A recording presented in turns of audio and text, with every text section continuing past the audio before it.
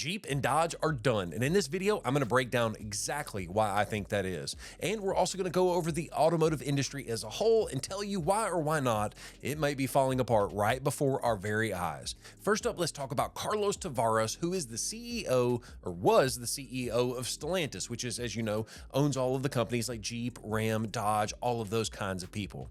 Now, the reason I say that he was the CEO is because he just abruptly resigned from the company, even though he's been on the board since 2014, and he's actually been the CEO since they sold Fiat Chrysler, sold it over to Stellantis back in 2021. So when and where did everything start going downhill? I think that Dodge has lost its way. And by the way, I'm just going to refer to him as Dodge from here going forward because Stellantis is just a stupid name. I'm a little biased, I know. The reason that I believe that they went downhill so quickly is because they've lost all of their way. They've lost identity of who their customer actually is. It's time to stop. And if you think about it, Stellantis was creating all of these awesome cars for a long period of time. Think about the Hellcat, the Demon, you get the Jailbreak Edition. And then all of a sudden they abruptly swap everything over to electric, especially with that new Challenger. And now they're over here trying to figure out scrambling a way to create a gas version of the electric Challenger that they just came out with because nobody's buying the electric version. So why do I think that they made all of these changes back and forth and back and forth? Number one, you got the EPA breathing down your neck saying you have to have a certain level of compliancy for EVs. That's thing number one. But where I think they made a mistake is not having a multi-prong approach like Ford Motor Company did. I realize it. I'm a Ford dealer, and so I'm a little bit biased, but think about it. Ford came out with the F-150 Lightning. They came out with the Mustang Mach-E, and that has allowed them to come out with new products that there is no horizon to discontinue, like the GT500, like the F-150 Raptor R, all of these big honking gas guzzler V8s, the Bronco Raptor, even though it's a V6, it's still a hell of a truck. All of those awesome vehicles were bred out of the ability for Ford to sell a few of these EVs.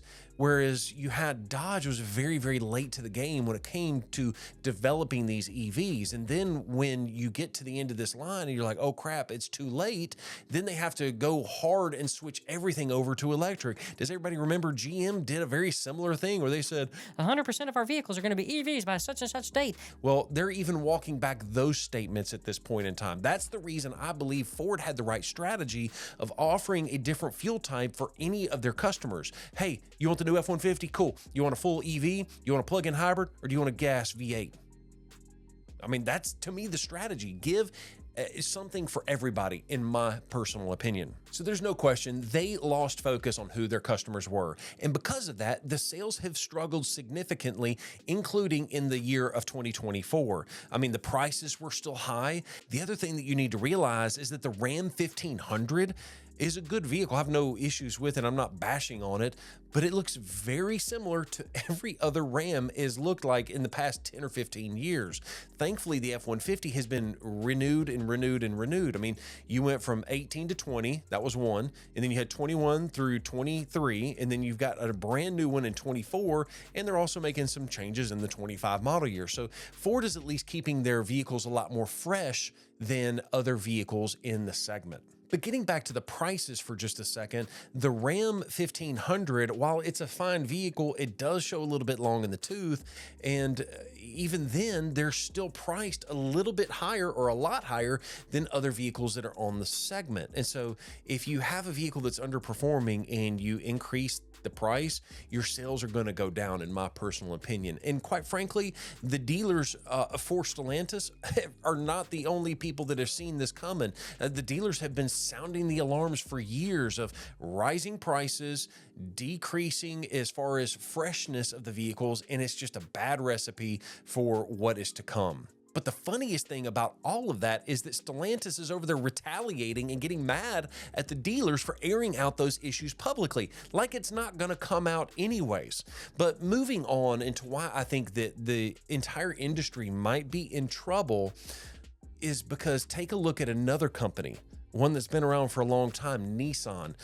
Depending on where you're from, you might call it a Nissan. It is this Nissan. The CFO, Stephen Ma, is actually stepping down. He's been in that role or at Nissan for like 16 years. But he's stepping down because I think he sees the writing on the walls and he doesn't want to be on the Titanic as it's starting to go down, because Nissan is cutting 9,000 jobs globally, and they're going to reduce their production globally by 20%. Their goal is to reduce their cost by $2.6 billion. And the reason that they're doing this is because they are burning cash faster than they can make it. They are not the government. They cannot continue to spend and just print more money. So unless they get a bailout, Lordy, I hope that does not happen. I don't know why this made me think of this, but one of the things that I loved about Ford Motor Company is in 2008, when the housing crisis happened, everybody's going out of business, and Ford was the only somebody that didn't take a bailout. And we actually made our dealer tags where it said Town and Country Ford without taxpayer money, because we were so proud that Ford Motor Company never took any of the bailout money. And by the way, I know the Ford family is also very proud of that accomplishment as well. But yeah, they are basically burning out money a lot faster than they can actually make it. And you know, I'm going to say that the models on the Nissans are also very, very dated. They've got a new Kicks model, and I think they've got a new Armada maybe, but the rest of the lineup is really starting to show how long in the tooth it actually is. So what does that mean, all of this combined? What does this mean to Ford and to Ford Motor Company in those products? Well, I am a firm believer that Ford is in the best situation out of all of these manufacturers. Number one, because I believe that they've got the most fresh products on the market. And by the way, I know I'm a Ford dealer. I'm not trying to sell you a Ford. Now, if you want to call us and buy a Ford from us, that's fine. But I'm not trying to sell you anything. I'm just giving you my honest, biased opinion. At least I'm not afraid to admit it's biased. But Ford has got one of the most fresh showrooms on the planet. And with that being said, I believe Ford Motor Company is in the best situation to take advantage of these two other manufacturers that are possibly going out or going down, or at least having some pretty negativity towards them. I think this is an opportunity for Ford to capitalize on it with their fresh showroom.